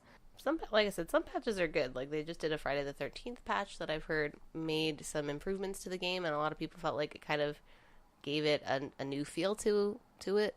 They can patch graphics, obviously, but I just think it's weird that we live in a time where you can patch your game and essentially change so much about it. Okay, this is a weird one for me because my experiences with patches is far-ranging because of World of Warcraft, and it was something where it's a persistent online universe, so things would be changed and added in, and if things weren't working or people were giving feedback that they wanted to see changes within their own class, particularly balance issues, they were able to patch stuff and make it different, and people would wait for an update and then they'd go through the patch notes and see what's been changed. That said, it's like, that's a very proactive community and understanding that things are going to change. They're going to change, greatly when a patch comes out. And for me, it's like the notification that we're going to change stuff, we're changing stuff, this is what changed. Yeah. Is very important. And I stopped playing Fallout 4 because they did patch things in the game, which is a single-player experience. And essentially they nerfed a lot of weapons that were weapons I really liked, that I had spent a lot of time crafting. I'd put a ton of time into the weapons that I was going to use. I had collected all these different suits of armor. And then I remember getting back on the game maybe a week after a patch had come out that had adjusted some of the damage output of some of the weapons and realizing I'm no longer the level of strength that I was previously. Yeah. And it's like, I had explored just about everything in that game that you can explore before doing the storyline. So it's like, I had the whole map filled out, and I'd explored a bunch of shit. I was like level 28, and I hadn't even visited Fenway Park yet, and I forget what they call it. Diamond City, I think. Diamond City, yeah, in the game. And I was like, I know there's more quests in there, and like there's more stuff I need to do. It's like, but I just wanted to fill out my map completely. It's something about Zelda where I want to like do open world see exploring, where everything is at. and really just like stretch the open world part of the game to the limits. And through that, I got very powerful, and I was able to get a ton of shit. And then when all of a sudden I was like, okay, I have to go do the main storyline, and now I'm super overpowered, which I tend to do with a lot of games. Yeah. I went back and I was like, this thing is significantly lower than me in level, and I'm barely hurting it with this gun that used to destroy things, or this giant electric robo hammer that I spent a ton of time crafting and gave up a bunch of my weapons to make this modification to it. Yeah. And all of a sudden, like, a patch comes in, it's like, oh, well, this weapon is essentially pointless. And I was like, well, I don't really want to play anymore. Like, you guys changed the way I was playing my game and my experience for it, and after that, I stopped playing Fallout 4. Then, of course, there are, like, day one patches. Day one patches are a constant, where they try and fix things right out the gate, and that kind of presents the question, I think, to everybody, which is, why don't they just complete it? Right. Like, why are they selling you something that's incomplete, and then just like, oh, we'll patch it right before the game comes out, or once the game is out. But it's cool that they're able to fix things. It's just, are they taking advantage of that patch system to not complete the product before they sell it to you? Yeah, and I think it's part of the thing, too, is, like, the gaming culture being hypocritical, where it's like, we want complete games. We don't want patches. But I also want release dates. I want them now. Yeah. I want them before you know when something's going to be finished, and I want you to meet that date, or else I'm going to be fucking pissed. Right. So it's like, game developer is kind of damned if you do, damned if you don't. And I can't remember the last game that came out where they were like, but the day one update will change this. Exactly. Which is just kind of frustrating. So day one patches, I think, are frustrating just because it adds to the space the game takes up. And then, I don't know, I think the Xbox One X thing, once again, I find frustrating because you don't have an option for those patches. Even with PlayStation 4 Pro, you do have the option. And that's just another frustrating part of it. The nice thing is I'm sure they'll patch in that option sooner or later where you do have that option, because people are going to be like, hey, my hard drive space is totally fucking full. Yeah. So, and that's just absurd to me. It's like I have 2 gigabyte external hard drive and a 2 terabyte external hard drive and a terabyte on my Xbox. Yeah. And I'm at like 86% because I'm like, I'm just going to fill this up. I'm going to download every free game I get, and I'm going to install everything I ever play so I can always go back to it. And now I'm just like, well, I probably shouldn't have fucking done that because I'm getting an X, and it's like everything's going to be upgraded, and like instantly it's going to be like, delete shit off your Xbox. Yeah, I have a 500 gig external, a 500 gig internal on my Xbox One, and every game I buy, I have to choose what I'm going to delete. Yeah. And I really don't think I have that much installed, but I have shit like Destiny 2 and Ghost Recon, and that's like 150 gigs on its own. So it's pretty insane how much space they take up, and then they're just adding you to do more shit. And then in this day and age of different regulations, where you have to worry about how much you're downloading, like when Destiny 2 came out, I remember my brother-in-law, Monty, was talking about how he was saving up. He was like, I'm going to not do as much with my internet early on so I know I have enough gigabytes like to download all the stuff I need for Destiny. I'm like, that's nuts. Right. It's just a really weird thing about this console generation where you're always worrying about what space you have. And it's not like installing is quick, you know. Oh, patches take forever. Oh my god. You were nice enough to give me Shadow of War, which I haven't touched yet. Oh, that has a day one patch. It'll also have a patch once you get to your Xbox. I know, and it's like, okay, well, I have that waiting for me, so with the space the way it is, maybe I should delete Shadow of Mordor, because I have that on there still. But now I'm, like, scared, like, if I delete Shadow of Mordor, will I accidentally delete my save file? Because I hear that you actually, like, get stuff carried over into Shadow of War. It should be saved to the cloud on Xbox. That is one thing that Xbox does well, is that they save everything to the cloud. I hope PlayStation will start doing that, because they do a few megabytes or however many megabytes you can do on PlayStation Plus, but It's not like every game. But if your data becomes corrupted, I don't know what happens. Like I don't know if it's possible that you would lose your stuff. Yeah, that's just a frightening thing in general when it comes to cloud storage, which is like a completely different topic in general. It's a whole nother story. But yeah, when it comes to patching stuff, I think there's two things. Like, you need to be informed and you need to have the option. And if you don't have the option to do something, it's like it might directly affect whether or not you want to continue on with whatever you're doing. Like, for instance, like if they would have patched something in World of Warcraft back in the day and made the class that I played, which was Mage, worthless, I probably would have stopped playing. Yeah. So when you do something like that, or if you force someone to make a choice where it's like, Do I even keep this game installed on my Xbox? Like, how will that affect someone when they want to go buy a game if they find out, like, oh, that game that I kind of want to get that I was planning on getting is 110 gigs because it has that 4K update that I'll never use? Like, are people going to make decisions to not buy a game based off the fact that they have such limited storage? It's like, it's really hard for me to sit down right now and think to myself, like, do I need to get another external hard drive, and how will I keep track of which games are on what external hard drive? Yeah. And it's like, I really don't want to do that, but like, I'm at the point now where I'm going to have to go back through, and I'm really proud of my game library being like 170 games deep, and I'm going to have to go back and delete them, and it's just as easy as it'll always say, like, hey, you own this game, it's ready to install. It's like, but I kind of hate having to make that decision based off the fact that, like, right now, these 4K patches that are about to hit are going to completely change the file size of basically everything that's going to be upscaled that I own. I think at the very least they could do more to educate people about why patches are happening, because I think they'd have less confusion as far as people just noticing changes that didn't make sense before, or that don't make sense because they don't read the patch notes. So It only makes sense for them to give notes and make you read the notes or do more to explain what happened. Even just a pop-up when you get in the game. Yeah. Like, game was recently patched. Would you like to read the notes? Well, they do that a lot, but most people, I'm sure, are just, like, clicking A, like, let me play, and then they're like, what happened? Yeah, and even then, like, for someone like me with Fallout, like, I would have had to go and search the internet to find out what they had fucking changed. I knew they changed stuff, but I didn't know what it was until I started to play and be like, oh, this directly affected my game experience. Fuck this. Yeah. But, yeah, patches. I thought it was, I don't know, I've had a lot of people who I try to explain patches to, and they don't know what that is. And I think that this console generation is different in that people are not familiar with this. Yeah, this is, I mean, when the consoles are moving more and more towards the PC style of play, and the idea that you can just upgrade the console from an Xbox One to an Xbox One X, and they have this idea like, this is the last console generation, which clearly isn't going to happen. But they want the idea that you can upgrade your actual home console similar to the way that you can upgrade a PC. Like, you're pulling in so much from a culture that is not part of the mainstream gaming culture that you're going to need to educate people on it, rather than just toss shit out there and be like, they'll fucking figure it out. But it's the same thing with, I mean, to talk about this again, the Xbox One X, it's the way it's marketed. Like, it's the most powerful gaming like, they just are very simplistic about their message, and it's because no one knows shit about PC. Right. You'd have to explain teraflops to someone to tell them why it's the most powerful. I don't even know what a teraflop is. But the best part about it is it's marketed so badly because it's worked in the past. Yeah, and like, it's working now still. For and the people longest are just time, like, people are power. like, oh, I heard the PlayStation 4 has that better RAM. It's like, what does that mean to you? Standing there as a guy who's built a PC, it's like, well, DDR3 and DDR5 aren't like distinctly better than one another just because one number's higher. DDR3 is multitasking processing power, which is definitely needed. DDR5 is specifically for like graphics, so better graphics.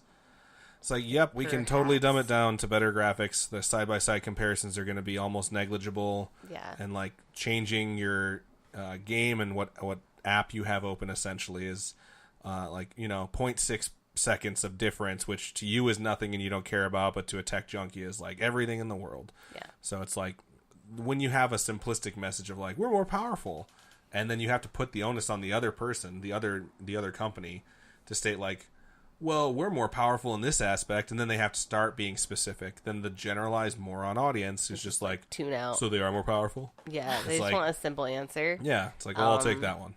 But yeah, anyone who buys the X, anytime I've been asked if people should buy it, I'm like, ask yourself what it's going to do for you that's different. I feel like we need to get a more educated gaming market, which is almost impossible to do. Because like games like Call of Duty and Madden, like people buy those all the time every year, and they'll complain about them and they'll buy them again, and they'll be like, those are the only two games I play every year, bro. And it's like, I remember when I was a kid, I was in a restaurant with my parents, because I was really young at this time, and I heard some guy ordering, and he was just this fucking douche, and they're he didn't want to look at a menu, and he was asking for recommendations, and he's like, I want the biggest burger you got. And so the waitress starts describing the burgers they have. And it's like, they're all the same the same size of fucking meat with different stuff on it. But no, he wanted the biggest burger they got. And it's like, if that fucking guy were to go and buy a video game system, how can he order the biggest burger you got? And people are like that. And by the way, this was a Denny's. So who goes to fucking Denny's and orders the biggest burger you got? Like, what a fucking jagoff. I remember that very distinctly, because every time I order a burger, I'm like, this guy's a fucking jerk. would have just been like cheeseburger. Got Right? it. Cheeseburger, 1 slice of bacon. Yeah. No, I think that is our generation, and the console, like people that play console want something simple. And thus, it's just like the new iPhone. The new iPhone comes out. No one that owns it, or half the people that own it, can't tell you what it does. Right. They're They just just know like, it's I like- wanted the newest, coolest shit. It's like, there's no iPhone jack. But do you like that? Well, no, but I'm still going to upgrade. It's like, but why? Like, Yeah. I have a Pixel right now. It has an iPhone jack. The Pixel 2 doesn't. iPhone jack? Headphone jack. So I'm glad you're here, Robin. Thank you for tuning in. Corrections Corner. But yeah, it's like, why would I upgrade to the Pixel 2 just because it's new?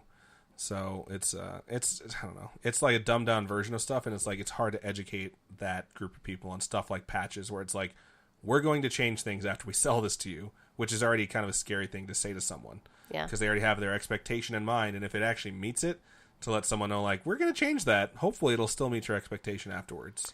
I just think it sucks. I know that it's necessary in a lot of situations, but it sucks that you have to have a patch on top of installing the game. Because, like, I like installing from the disc because it's faster, and I can usually get that done pretty quickly, and then I have to wait for the fucking patch to download. Right.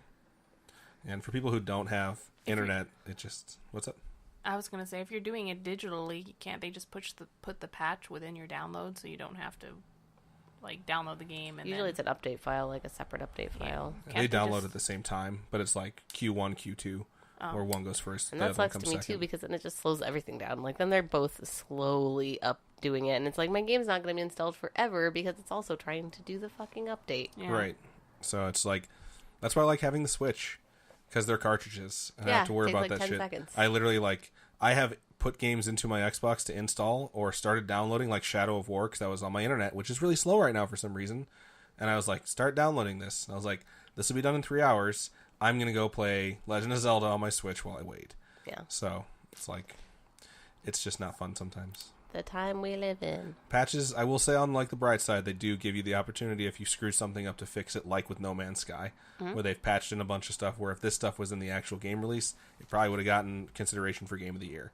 But now that it's been added in slowly after the game had done terribly, people don't care. But they were able to correct and make it more like the vision that they had. So it's something that's good from a game developer standpoint for sure, but is it good for a consumer? I don't know. Sometimes for me, yes. Sometimes no. I don't know. Anyways, at least you know, hopefully, a little bit more about them now.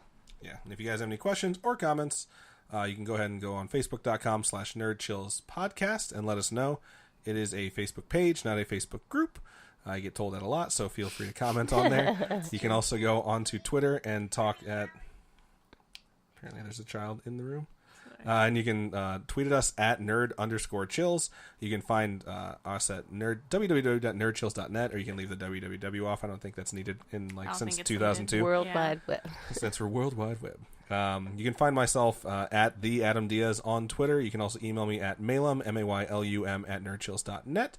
You can email the show at nerdchills@nerdchills.net. Find us on Patreon. Yes. You can give us money.